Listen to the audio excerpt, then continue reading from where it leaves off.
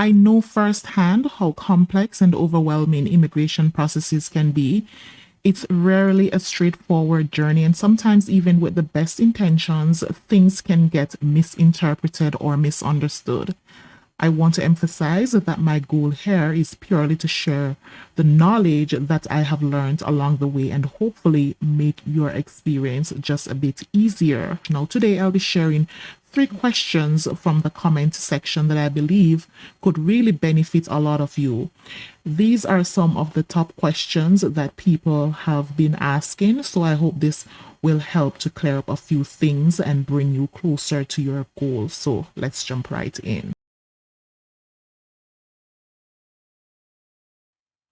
So starting off with the first of all, let me show you the 3 questions that I'll be answering today. The first one spoke about for the work experience, and this is for persons who are creating your MPNP Expression of Interest online profile. I'm going to also look at the other one that says, how can I submit my application after getting LAA on Career Employment Pathway? And then the other question says, what if I have some changes in my EOI profile, but I already submitted it? So these are the 3 questions that I'll be focusing on today. Now let's look at the very first question. This is from Sarah. It says, hi, for work experience within 5 years, do we include experience from home country? And how do we count experience if it is part-time? Do we count the hours? So to answer that question, let me just take you to the official response, and I am on the Manitoba immigration website and I'm under the FAQ section. Before doing that though, let's look at the MPNP online and look at that particular question. So this is a profile that I've completed just for the sake of the tutorial that I had done prior. And this is a question that asks, how many years of full-time work experience do you have in the past 5 years? And then it says, do not round up the total number of years. Now, there is a question mark here. Once you open that up, you can expand it, and then it will give you a breakdown of how you can work out or calculate what they mean by full-time employment. Now, we can also see that on the Manitoba immigration website under the FAQ, and I will link this in the description so that it can take you directly to this page. Now, right here, it says, how do I calculate my work experience? So we can expand that. And first and foremost, it says you must calculate the total amount of full years of work experience you have completed over the last 5 years prior to the date you are submitting your expression of interest. Now, first and foremost, it's full years, so you can't round up the years, okay? MPNP only considers full-time employment, which is defined as at least 30 hours of work for the same employer over the period of 1 week. So yes, this will include work experience that you have outside of Canada, provided that it falls within the last 5 years prior. That's the day before you submit your expression of interest profile online. So 5 years. So you look at now that you are going to submit your profile, the day before you submit it, what would have been 5 years exactly to that point? That is what they're asking for. Give them no more, give them no less, okay? The second point says that you should only count full years of work experience you have already completed, and you must not round up your work experience. And for example, if you have gained 7 months of work experience, you would have to answer less than 1 year because you cannot round it up. Even if you have 11 months, that does not total to 1 year. You cannot round it up. So if you have, say, 3 years and 9 months worth of full-time employment, and it's continuous employment, at least 30 hours for the same employer, 30 hours per week for the same employer. If you have, say, 3 years and 9 months, then you have to say 3 years of experience because you cannot round that up. All right, let's look at the next point. It says you can only declare full-time work experience you have gained up to the date that you are submitting your EOI and must not add any future experience you may be gaining whilst waiting to submit your application to the MPNP. So up until the point that you are submitting your expression of interest, the 5 years of full-time experience that you have, that is what you must account for. You're not thinking about futuristic experience that you think you might gain. Should you, however, gain additional full year of work experience before you received your letter of advice to apply, that's the LAA, then you can always update your expression of interest profile with the new information and your score will be adjusted. So let's say you had 3 years and 11 months of work experience whilst you were completing your expression of interest profile, but you submit your profile before getting the 4 years. Now, as long as you have not received a letter of advice to apply to submit your full application to the province, what this is saying is that what if you happen to now reach 4 years? You can easily adjust your answer, and I will show you how to do that in the profile. You can actually adjust that to reflect that it's now 4 years. But if you have 3 years and 9 months, 10 months, it's not yet a full year, then you cannot round up the figure.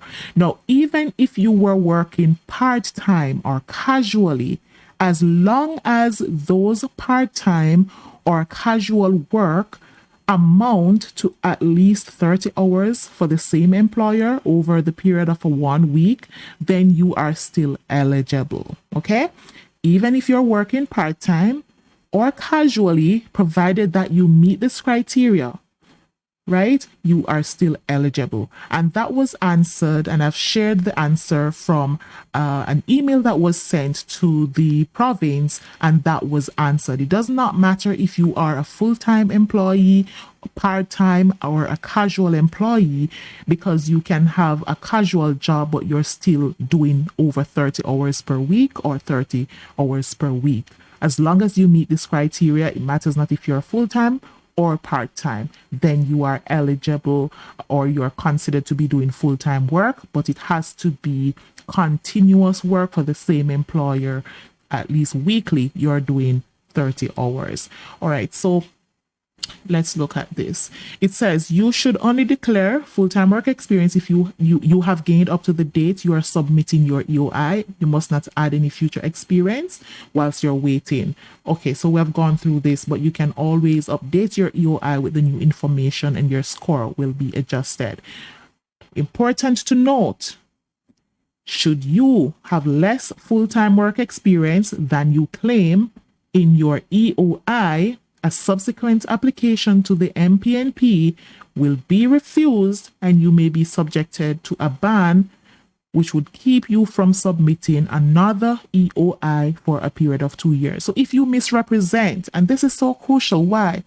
Because oftentimes they focus on different specific drawers. For example, they might be focusing on a draw for persons who have, say, 5 years of full-time experience or 3 years or 4 years, and then because you misrepresented that you had 4 when in fact you had 3, then you would have be included in a draw that was specific for persons with 4 years of full-time experience up to the time of submitting, which misrepresented the amount of points that you have in the pool. Now, that is why that is important, because it is consequential. In this instance, it is consequential to you getting the invitation to apply. So you have to bear that in mind. So to answer the question, yes, you do include experience from your home country, and you will calculate the last 5 years just before you sent in your EOI. Now, what if whilst you were in Canada, you were working, be it full-time or part-time or casually? If that did not amount to a year of experience, then you cannot include that. Let's say you had, let's look at a scenario. Let's say you had 3 years and say 6 months in your home country, okay? let's say you had 3 years and 6 months in your home country, you gained six additional months. Can you then merge the experience that you have in Canada with the experience that you had, that 3 years and 6 months? Can you then say, well, I have overall 4 years of experience? No, you cannot, because in Canada, you did not have at least 1 year of continuous employment for the same employer for 1 year. So you are less than a year, so you pretty much don't have any work experience in Canada. And likewise in your home country, you had 3 years and 6 months, so that 6 months did not equal to a year. You cannot round it up. You cannot merge the experience because it's different. I hope that lends some clarity, and if not, then you can always drop a comment and ask further questions for clarity, but that is where that is concerned. And let me just summarize again. For your work experience, it does include experience from your home country. Yes, so that's yes. And for how to count the experience, even if it is part-time, provided that you have met the condition, which is 30 hours minimum per week for the same employer over 1 year. So even if you are working casually, even if you are working part-time, as long as you have done 30 hours per week for 1 year for the same employer, then that takes care of that. So I hope that answers the question. Now for question 2, it says, could you make another video on how I can submit my application after getting LAA on career employment pathway, please? For this one, let's go to the website. Let me just show you something. So this is the questionnaire for the MPNP Expression of Interest. And these are questions that you are asked. And based on these questions, if you are eligible, then you will be in the pool. Now, once you have received an LAA, which is a letter of advice to submit a full application, what you are submitting in that full application is pretty much justifying all of the information that you have entered in your expression of interest. So that's exactly what that is. So it's all the personal details, the intimate details. And so I don't have a step-by-step tutorial, because all of that would be private documents that you are uploading.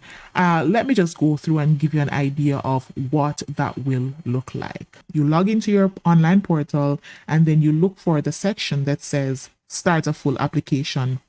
And that will be available once you have received your LAA. The next step is this here. Follow the instructions carefully to fill in all the sections. Provide the information about your personal details, such as your work experience, education, language, proficiency, and any other required sections. Important to note that you should get your CLB done. That's the Canadian language benchmark, because it is required, so you must get that done. That can be the CELPIP, or that can be the IELTS. However, if you are eligible under the international education stream, then you should strive to obtain CLB 7 in all the different areas, such as speaking, listening, writing, reading. All right. Importantly, you must ensure that all the information matches what was in your expression of interest, as inconsistencies may delay processing. So this is important. So this is evidence again that your full application is pretty much substantiating everything that you have answered in the questionnaire for the expression of interest profile that you have submitted. So it's like a questionnaire. It did not require you to upload any documents. It's now that you have received that letter of advice to apply, that is the time that you are now required to upload documents. So once you have done your EOI profile and submit that questionnaire, you were not required to submit any document until you receive that letter of advice to apply. That's the time that you have to now provide all the documents that you to substantiate all the claims that you have made in your EOI. And also you'll need to upload several supporting documents, which could include proof of identity, such as your passport, your national ID, birth certificate, your language test results. So if you had done the IELTS or the CELPIP for the English, or the TEF, that's for the French, your education credentials, degrees, diplomas, or certificates, as well as an educational credential assessment if needed. Now, for the MPNP, it's not required to have the educational credential assessment done, but you'll definitely need it if you are going to go the route of express entry for PR, and it does help with your points. Okay, so if you want points for your education that you have obtained outside of Canada, then you need to get your educational credential assessment done. Work experience, reference letters from employers, employment contracts, or pay stubs. I've also done a video on the channel, and you can reference that, as to how a good reference letter should capture very relevant information to make sure that, you know, it's not left wanting. Proof of funds, bank statements, or financial documents proving that you meet the settlement funds requirement. Now, for those persons who are working in the province, whilst you may not necessarily need the exact amount, which is 10,000 for the applicant and 2,000 for each individual person on your application, if you have a job, then you may not necessarily need to show all of that funds, but it's good to show that you have at least have some settlement funds. A settlement plan, and that's a document explaining how you plan to establish yourself in Manitoba. Now, this is a part of the full application process. So it's not like you will need to write a settlement plan and upload that by itself. You will see questions that will ask you about, you know, why did you choose Manitoba? Why, and what city did you choose and why?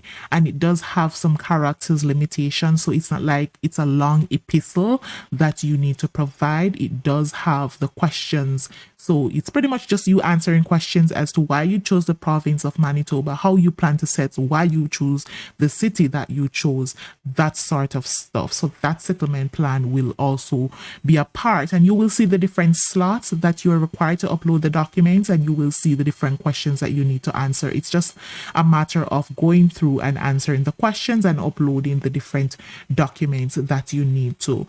Other documents, so any additional documents specific to your stream, such as your job offer letter if you're applying under the skilled worker Manitoba stream. Now, you must review and organize your documents. Make sure all documents are clear, readable, and if necessary, translated into English or French by a certified translator. So, for example, you may have some courses done in Spanish, for example. There are certified translators in Manitoba. You can get your documents translated. It does cost, so be prepared to stand that cost. Organize the documents in the correct format, for example, PDF, and follow any size requirements indicated on the MPNP profile. And there is a non-refundable fee of 500 Canadian dollars. So once all the sections of the application are completed, then you will proceed to the payment section. Pay the required processing fee, usually 500. That's the current rate, and the application will not be processed without it. In fact, you can't submit the application unless you pay that processing fee. And finally, you submit the application. Of course, before doing that, you make sure to review the application to make sure that all the information and the documents that you have provided, that they are correct, accurate, and complete. And then once you are satisfied, then you submit your application through the portal. Now, there's a section as well, and I will leave this in the description, that talks about the supporting document. Let's just look at this quickly. It says the MPNP assesses your eligibility based on documents you submit in your profile, your online application. You must substantiate all claims you made in your expression of interest and all information provided in your application with credible supporting documentation. And it tells you about the format of the documents. Documents must be uploaded in either PDF or JPG format. and each file must be less than 2 megabytes. If the file size is over 2 megabytes, try scanning and saving one page at a time rather than reducing resolution or compressing the colors. Please also note the following. So they're saying pretty much if you're uploading the document and it's too big, instead of compressing where the quality is reduced, make sure to upload and save one page at a time. Please note the following.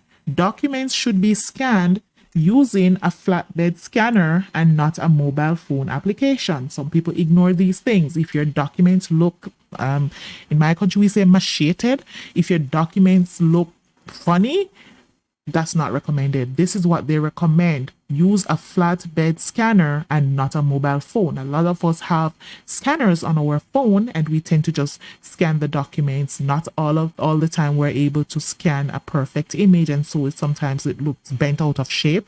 No, they don't want that. It must be using a flatbed scanner so that the document can look as professional as possible. Documents should be scanned in color. So if you have documents that are in color, don't scan it in black and white. Keep it in color. Scan resolution should be a minimum of 300 dpi. That's the dots per inch. No enhancement or editing should be done to a scanned document. Translations, we touched on this. All documents must be either in English or French, and if your documents are in other language, then you have to submit a notarized photocopy of the original document as well as a certified translation. And the translators cannot be the principal applicant's spouse, member of the principal applicant family, or a third party such as an immigration representative that has assisted and prepared the application to the MPNP. Other information you can go through, like I said, I'll just drop this in the description, but then it talks about the personal information such as your ID, residence, marital status, and dependents. It talks about your education. Provide documents substantiating your declarations regarding secondary and post-secondary education and or training for both you and your spouse. That includes details such as the name of the institution and program, dates of attendance, and language of instruction. If you have certificate, degree, diploma, and transcripts for each program, all of those will need to be submitted. When we talk about employment, you need to provide documents substantiating your declarations regarding employment history for the past 5 years for both you and your spouse. So that's if applicable. Do not include jobs held for 6 months or less, right? I think I touched on this point. So if you include jobs held for 6 months or less, that doesn't count. Documents must contain the start and end dates of employment and the minimum number of hours worked per week, a detailed description of the position and duties, and the salary or the wage. And I will leave in the description the document, the video that I've done concerning job letter or reference letter, employment reference letter, and what it should entails for it to complete. It's not just to verify that Tom Stokes or John Brown worked for X, Y, or Z time. It has to give detailed description of the position and the duties and the salary, and if there were any benefits, and it has to be signed. It must be on the company letterhead, all of that good stuff. Okay, so it must be on the company letterhead, it must be signed by the company representative, and include their contact information because this information will be verified. If you are self-employed, submit copies of your business registration, tax records for each year, and copies of work contracts as applicable. Now, immigration history and status, you must provide documents substantiating your declarations regarding your previous immigration applications to Canada and whether or not those applications, whether you were refused or denied.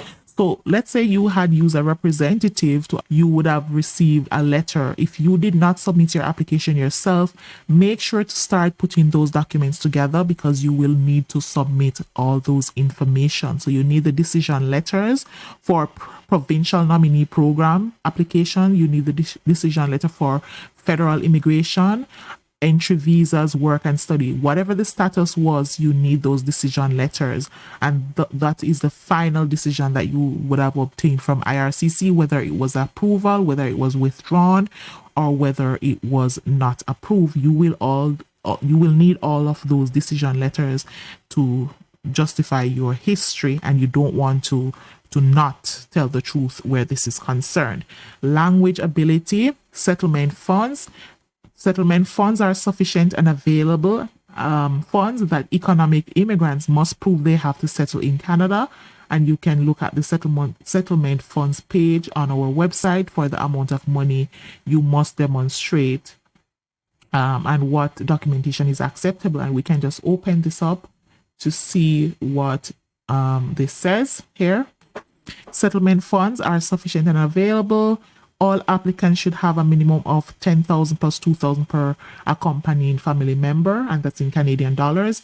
Now, as an exception, applicants who provide an expression or express entry profile and a verification code must demonstrate the required amount of funds set by IRCC. But for the MPNP, this is it. If you have submitted an express entry profile with your MPNP, then let me see, they said to go to this page to see what the settlement fund would be, and this is it. For one family member, that would be 14,690. That's what you have to demonstrate that you have. 2 family members, this is it. 3, this is it. 4, and so on and so forth. All of these will be linked in the description. Now, it talks about the settlement plan. Now, this is a part of the MPNP online. All applicants will explain why they choose Manitoba as their immigration destination and how they plan to settle in the community and find a job. For those currently working in Manitoba, how they plan to advance their career. And then for the skilled workers applying to the MPNP on the strength of a social connection to an established resident of Manitoba, then the MPNP will send the settlement plan 2 form to your MPNP supporter, who will then complete that form and explain how they will help an applicant to achieve short and long-term settlement goals. So once you have completed your MPNP profile, they will ask you a few questions about why you choose Manitoba as a province to settle, why and how you plan to do that. And then once you have successfully submitted your application, then it will send a settlement plan part 2 to the person that you use as a supporter, and that person will see what you wrote in your settlement plan, and then they will now be required to submit their part 2, and I think they have 30 days within which to submit that.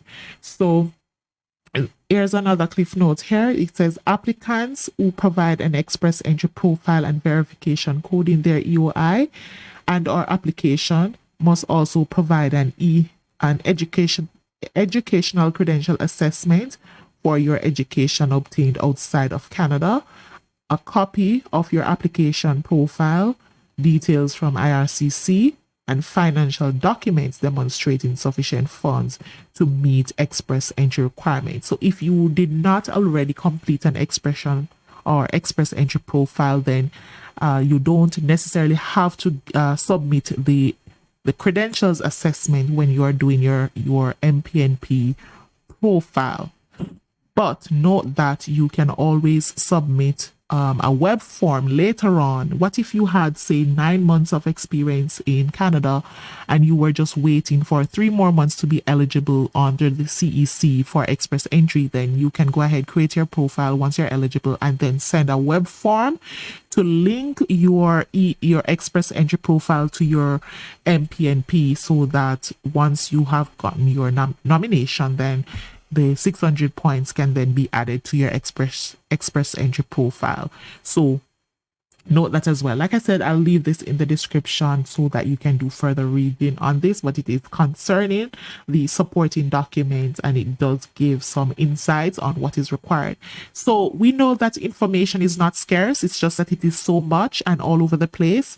And so, the aim of the video is to kind of point you to those precise information, so you don't have to do what others before you had to do, which is search all over the place until we get the answers. So we are taking you directly to the source. So this will be in the description for you to reference. So finally, once you have submitted your application, then the only thing that you need to do is to wait for confirmation and processing. You should receive that message indicating that the MPNP has received your application. That should come into your email. Then the MPNP will process the application, may contact you for any additional information or an interview if needed. So that is pretty much the process. Now you can track the application status by periodically logging into your MPNP online profile. They will not be sending you an email once your profile has moved from received to application in process. You have to just make sure that within reasonable time you periodically check. Now, this is important for persons who may want to link, who have not had an express entry profile at the time of submitting your MPNP full application. You may have created your express entry profile subsequent to that time. Now, you must make sure that before you actually get the nomination, that you submit your express entry profile so that it can be linked to MPNP before they issue the nomination. Because if you don't submit your express entry profile so it can be linked, then and you were issued with a nomination, then it will specifically say that it's a non-express entry profile. Okay, MPNP will notify you via email about important updates such as approval, additional document requests, or if you are nominated, but they will not be sending you an email to tell you the different processes that they are going through. So once you're nominated, you will receive instructions to apply to IRCC for permanent residency, completing the final step of your immigration process. And remember to follow all instructions carefully, ensure the accuracy of your application to avoid delays or issues or even misrepresentation, which is something that they take very seriously, because sometimes when you misrepresent, oftentimes it can be very much consequential, and so you have to be mindful of that. Now let's look at question number 3. And that's the final question for today from the comment section. And this is from Friendly Neighborhood. It says, what if I have some changes in my EOI, that's the MPNP EOI, but I already submitted it? Now, that's a good question. So once you have submitted your MPNP Expression of Interest profile, this is exactly what it will look like. Right, so your application has been submitted to the government of Manitoba for consideration. If you have information you would like to update for your application, please do so below. Okay, so once you have submitted your expression of interest profile, these are the changes that you can make whilst you're waiting for a decision or an invitation to submit a full application. So you can update your primary residence, you can update the mailing address, you can update your phone number, your marital status. If you need to add dependents, what if you had a child on the way, but then the child's birth happened subsequent to you submitting your profile, so you want to add a dependent, or if you need to add documents, that can be done right inside of your MPNP profile right here. Right, so I hope that answers the question. And if there is any questions that you want to ask, then you can always email the province, that's Immigrate Manitoba. You can just Google the Manitoba government, Immigrate Manitoba, and ask questions. But this is pretty much where you would update your profile. These are the things that you can update here, all of this here. Because once you've submitted your application, you will see the status saying application submitted, and then you will see where you can update all of these different things right there through your MPNP online portal. So thank you so much for watching. If you have any more questions, please use the comment section. I will go through and answer for the benefit of others as well. Like I said earlier, immigration processes are complex. They're not always straightforward. and sometimes we have to rely on persons' knowledge to help us because the information overload is real. There's so much information. There's a lot of processes that are involved, and there are different locations for you to find the information. And all the reference documents that I've used today, I will link that in the description so that you can pick that up right away, reference, and even do further reading on your own. But I do hope that you have some value added knowledge from the information that was shared today. As usual, if you appreciate the content, please do like the video. This will help the information to get to a lot more persons. Please subscribe to the channel if you have not done that, and if you know anyone who could benefit from this information, I do ask that you share. I am signing out today, and I will see you in the next video.